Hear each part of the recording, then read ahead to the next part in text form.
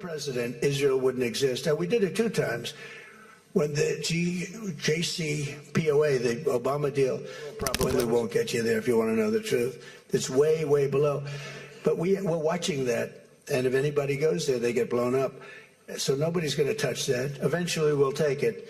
But what we do have is we have that. That's gone.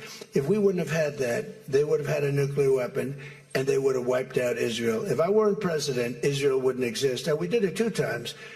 When the JCPOA, the Obama deal, when that was originally conceived, everything went to Iran. 1.7 billion in cash, hundreds of billions of dollars.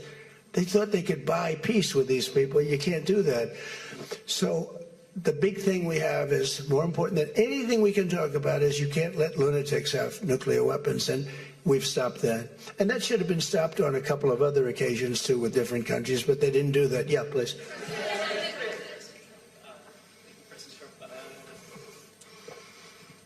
Stephen Nelson from the New York Post.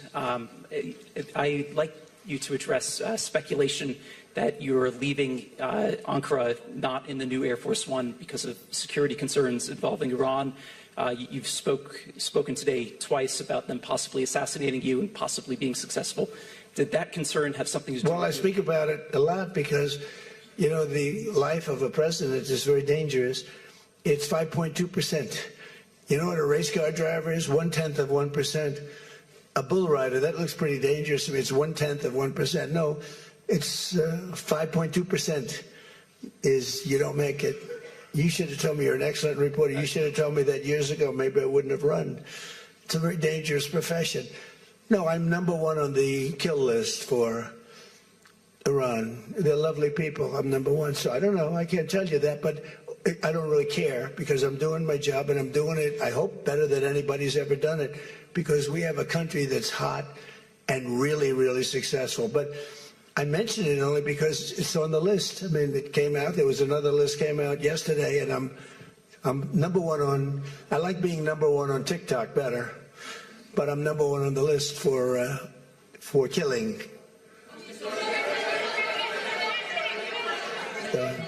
Go ahead.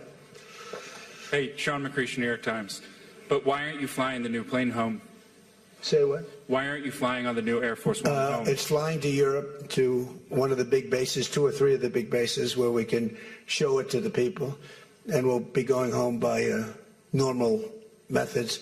But we have it going to Europe, to a couple of bases, actually 1 in particular, but it's going to go to a couple of bases, stop, so the soldiers can see it because it's truly magnificent. Yeah, please. Go ahead. You want to go? Okay, go ahead. Mr. President, Harici Media, Tunç Akkoç, Türkiye. Mr. President, it seems that the war with Iran may start again. What do you expect from your European allies? I don't think it's going to start again. I think it's going to go very quickly. They hit a couple of ships, and so we hit them much harder. When they hit, we hit 10 times harder. You know, we hit much harder than they do.